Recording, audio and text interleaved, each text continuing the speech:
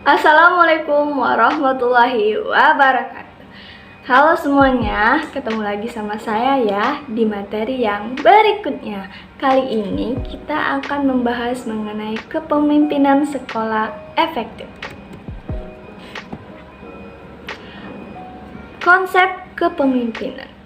Teman-teman pasti tidak asing ya mendengar kata pemimpin. Jadi kepemimpinan itu berasal dari kata dasar pimpin yang berarti bimbing atau tuntun.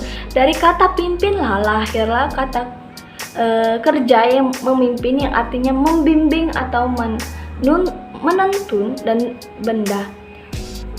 Pemimpin yaitu orang yang berfungsi untuk memimpin atau membimbing atau menuntun. Faktor yang mempengaruhi perilaku kepemimpinan. Di sini ada 6 faktor menurut Asmendry. Yang pertama, faktor internal. Faktor ini berasal dari dalam diri pemimpin itu sendiri. Dan yang kedua, ada faktor yang berasal dari kelompok yang dipimpin. Keadaan kelompok itu seperti pengalaman, latar belakang sosial budaya. Yang ketiga ada faktor lembaga yang dipimpin, seperti jenis dan tujuan sekolah serta kurikulum. Keempat, faktor-faktor legal. Seorang pemimpin akan berhadapan dengan peraturan struktur di atasnya dan akan mempengaruhi perilakunya. Yang kelima, faktor lingkungan sosial merupakan keadaan masyarakat sekitarnya, misalnya ekonomi, pandangan masyarakat, pendidikan masyarakat. Dan yang keenam, faktor perubahan dan pembaharuan dalam teori dan bidang pembaharuan.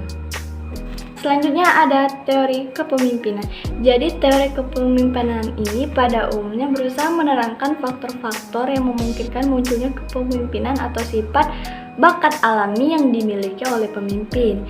Teori tersebut menurut saya ada teori orang terkemuka atau great man theory. Kelompok teori ini disusun berdasarkan cara induktif dengan mempelajari sifat-sifat yang menonjol dari pemimpin atas keberhasilan tugas yang telah dijalankan. Yang kedua ada teori lingkungan atau environmental theory.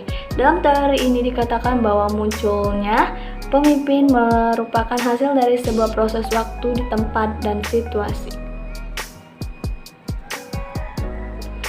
Adapun syarat dan prinsip kepemimpinan pendidikan.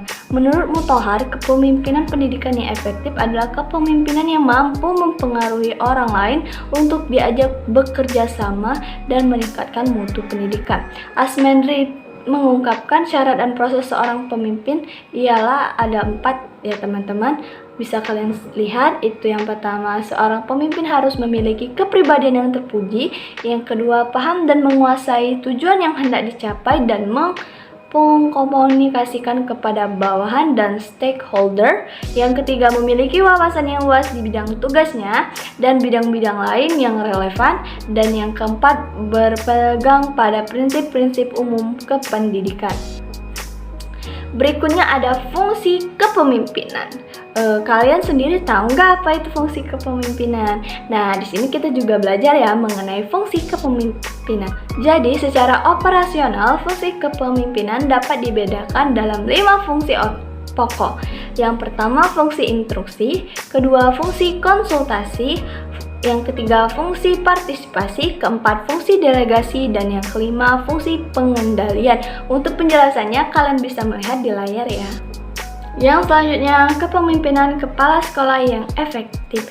Jadi, menurut Blake and Moulton, dalam memimpin sebuah organisasi itu diperlukan beberapa elemen yang dapat mengantarkan sebuah kepemimpinan yang efektif.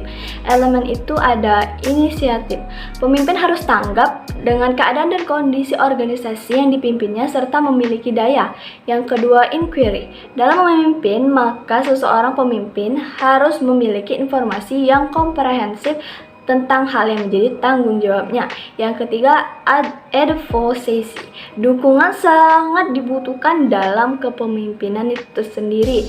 Dan yang keempat, conflict solving. Pemimpin selain memiliki inisiatif dan kreatif juga dituntut memiliki kemampuan untuk memecahkan suatu masalah di dalam organisasinya, baik yang baik secara internal maupun eksternal. Yang kelima ada decision making. Seorang pemimpin dalam menjalankan roda kepemimpinan dituntut harus memiliki kemampuan dalam memutuskan sesuatu apa itu yang terbaik bagi organisasinya. Yang keenam, kritik. Jiwa kritis ini menuntut kejelian pemimpin dalam memimpin sebuah organisasi. Berikutnya ada kunci sukses kepemimpinan. Teman-teman yang mau menjadi pemimpin harus tahu ya ini kunci suksesnya. Yang pertama itu visi dan misinya harus utuh. Yang kedua tanggung jawab. Ketiga keteladanan. 4 memberdayakan staf. Kelima mendengarkan orang lain. Keenam memberikan layanan prima. Ketujuh mengembangkan orang. 8 memberdayakan sekolah. 9 fokus pada peserta didik. Dan 10 manajemen yang mengutamakan praktik. Adapun gaya kepemimpinan itu ada 4 gaya. Yang pertama tipe otoriter.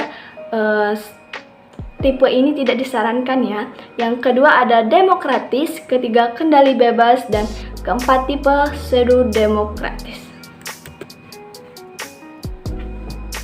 Baiklah, kita sudah di penghujung materi. Apabila ada kesalahan materi yang saya sampaikan, saya mohon maaf. Di sini kita sama-sama belajar ya. Jangan lupa kalau ada pertanyaan bisa tanya di kolom komentar. Demikian saya akhiri. Wassalamualaikum warahmatullahi wabarakatuh. Kita bertemu di video selanjutnya. Bye bye.